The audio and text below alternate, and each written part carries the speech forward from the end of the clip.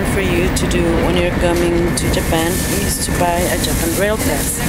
This you can only buy outside of Japan, so you have to find a travel agency that sells it, or if you're flying with JAL, the Japanese Airlines, then they can do it for you, only if you're flying with them. Otherwise you'll have to find a different travel agency to do it for you. Over there we can see Mount Fuji, and they say that when you come to Japan, if you get to see the Mount Fuji, then you're definitely coming back. So hopefully I am, and so are you. We're looking at it right now, so come to Japan. Hello, we have just arrived in Hiroshima. Unfortunately, we couldn't find any spare locker rooms, so my sister and my parents have to carry their bags around. I do have a backpack, so I could leave it in the smaller locker. This is our lunch for today. Rice, miso soup.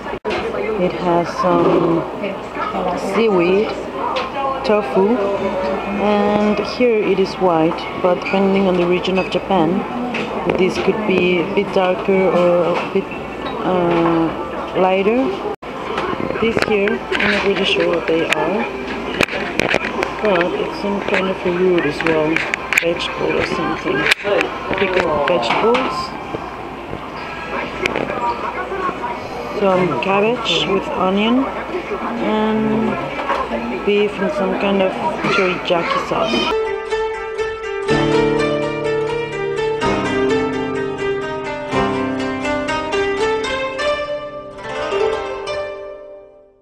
This is where the A-bomb landed back in August 1945. It is known here as the A-bomb dome, and this is what the Japanese people, or the people from Hiroshima, decided to keep up, like keep standing up, so that it would be a reminder to them and to the rest of the world of what nuclear bombs did to humanity or to a city, and also a reminder of the hazard that it is to still have countries around the world developing or holding nuclear weapons of mass destruction. This monument here is a monument to the peace for children, and there's a big story behind it.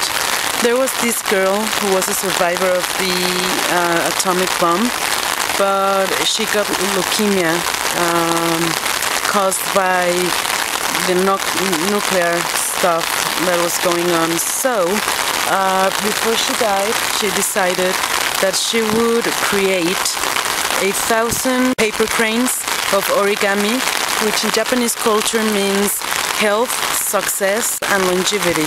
Unfortunately, she died before she could finish all the cranes.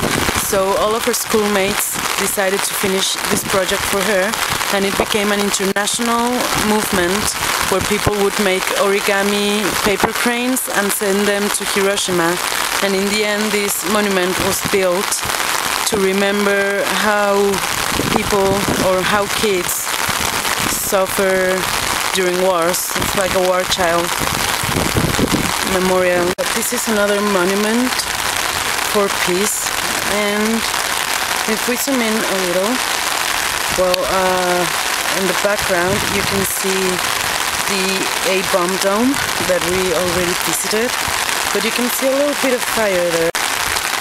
That fire represents the flame of peace, and it will never go off unless every nation decides they won't be holding or creating these weapons of massive destruction and nuclear bombs. Welcome to the Hiroshima Peace Memorial Museum.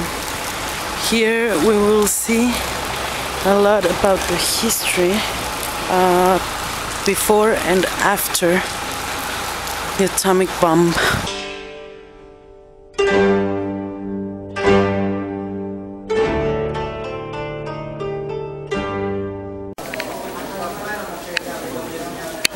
Atomic bombing, 8:15 a.m., August 6, 1945. And it reads, "A dragonfly flitted in front of me and stopped on a fence.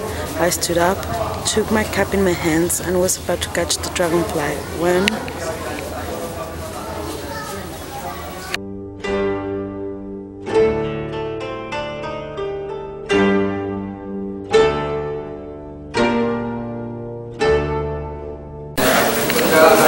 This is a replica of what Hiroshima, or this area of Hiroshima, looked like before the attack in 1945. This model on the other side represents what Hiroshima looked like right after the explosion of the A-bomb.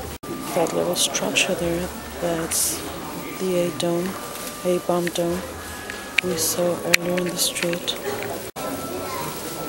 The red pole indicates the hip center.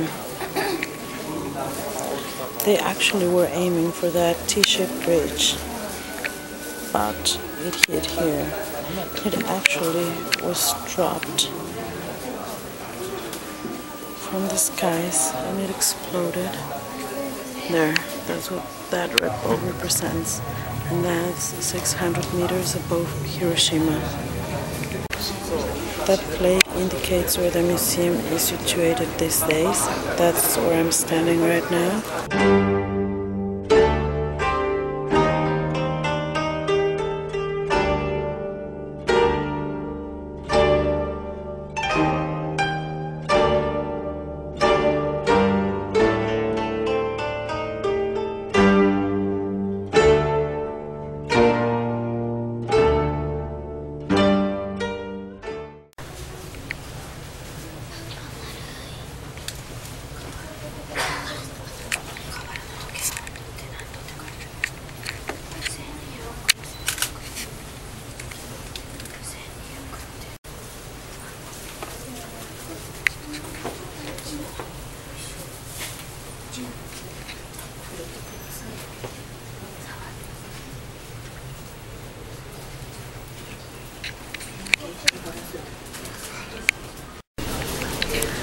This is an actual wall that is stained by the black rain that fell on Hiroshima a few minutes after the explosion.